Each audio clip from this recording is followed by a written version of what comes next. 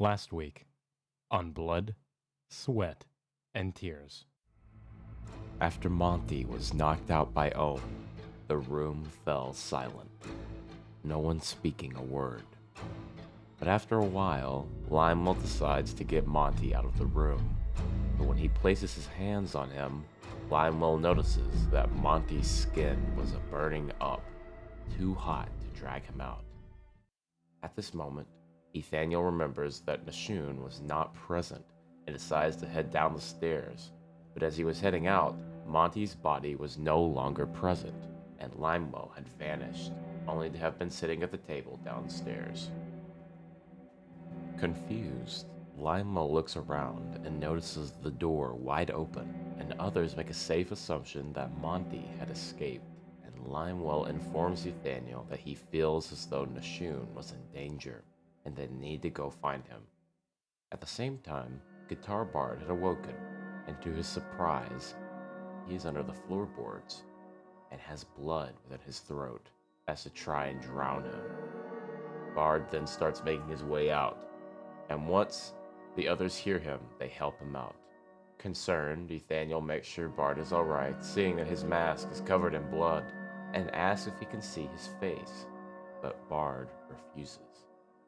Guitar Bard then notices Nashun heading into the forest, and to which Limewell starts running into the forest with the others following suit. But as Limewell is running, he loses his senses for a short time and runs into a barn. As the others are running, they run into the doctor and inform him that Ethaniel's sister Ella is not doing too well, and if they want any chance of saving his sister, they would have to leave immediately.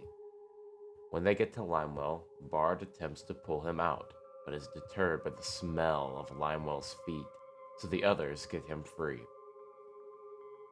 With Bard in a worse state than he was before, Ethaniel asks him to please take off the mask so that they could help him, but Bard insists that the mask stays on, and that when he gets to a river, he'll wash it then. Ethaniel respects Bard's choice, and then takes Limewell to get a horse, and starts heading to Philadelphia, while Bard and Ohm continue to look for Nashun.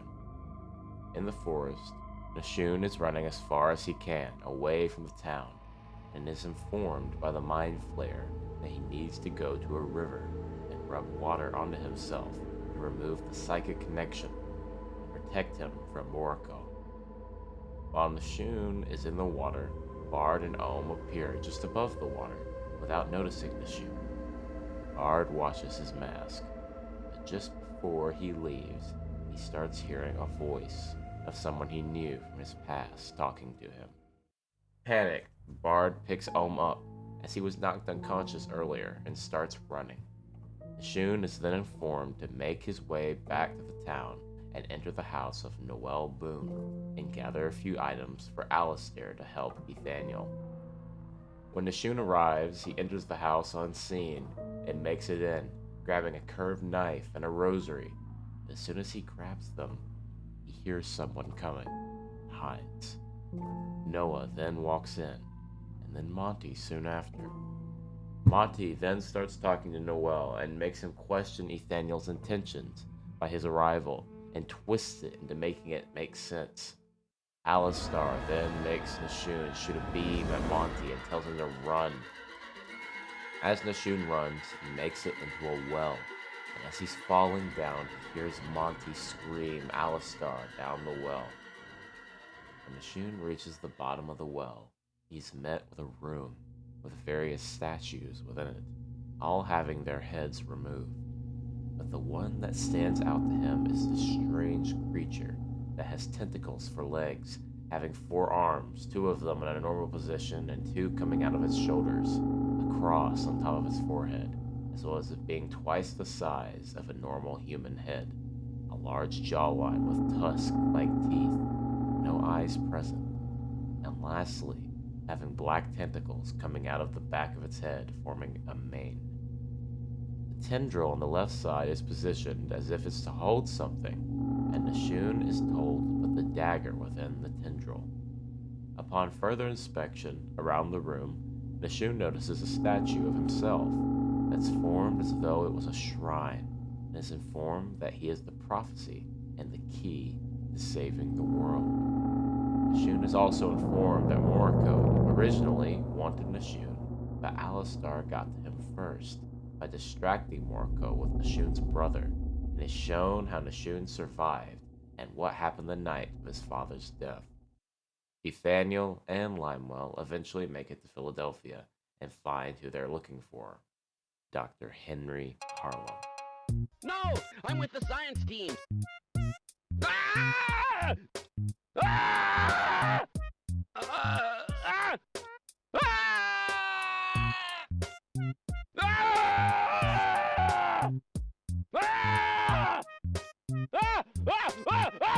Ah! Henry gives them the device they need, and Ethaniel needs some relaxation after the recent events, and decides to spend some time with one of the barkeeps, and they head upstairs. Limewell stays downstairs, and a group of revolutionaries wanting to gain their freedom, to which Limewell hypes them up and shares his same vision for freedom, and that he should kill the king. The group at first are cheering, but they quickly stop as a few British soldiers walk in, and the colonel asks Limewell a few questions. The colonel then decides to check for anyone that might be upstairs, and Limewell follows behind at a distance, to which Ethaniel hears the colonel coming upstairs. Ethaniel and Truth, the barkeep mentioned earlier, pray together, and are then covered up by an invisible barrier and make it past the colonel. But as they are walking past, the colonel notices the dagger and rosary in the room suddenly appear. Limewell manages to convince the colonel the dagger was his cooking knife, and they make their way back downstairs. The colonel then looks at the wanted posters and looks at Limewell's poster, which Limewell straight tells him that he is the man in the poster. And to this, the colonel picks up Ethaniel's hat and makes the confirmation that Ethaniel is indeed present in the building.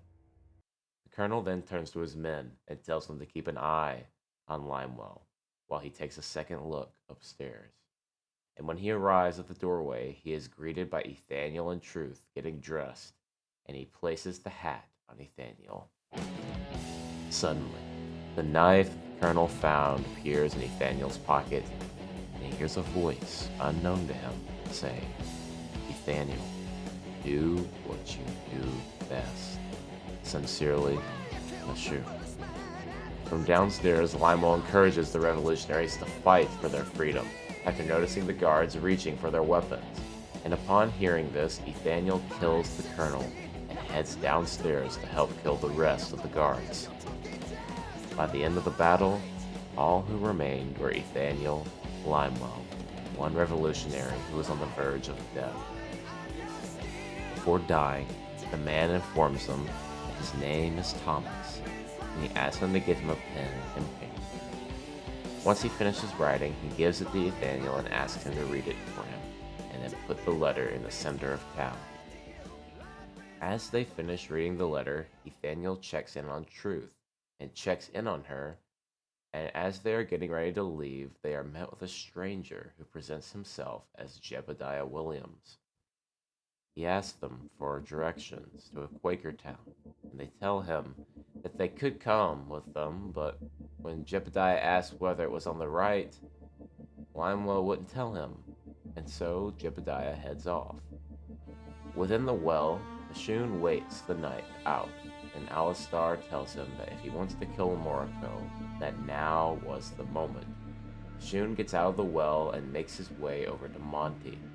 The dagger Ethaniel had now in hand, and kills Monty while quieting his scream and ridding Monty of Moriko. Just as Nashun kills Monty, Guitar Bard arrives and notices Monty's dead body, with Nashun standing above him, to which Bard and Nashun decide to hide the body within the well. As the morning fully arrives, Bard waits for the others in an alleyway to return, Bard being very shaken up. Ethaniel, Limewell, and Guitar Bard start heading towards the building where Ella was staying, and the doctor is sitting at the top of the stairs, looking saddened. The doctor informs Nathaniel that Ella's condition is worse than he thought, and even with the medicine, most it could do now was guide her soul to a better place. Before Nathaniel uses the machine, Bard attempts to use a spell to help heal her condition, but it doesn't work. Nathaniel then uses the machine, and within the mind of Ella, Nathaniel leads Ella towards the light.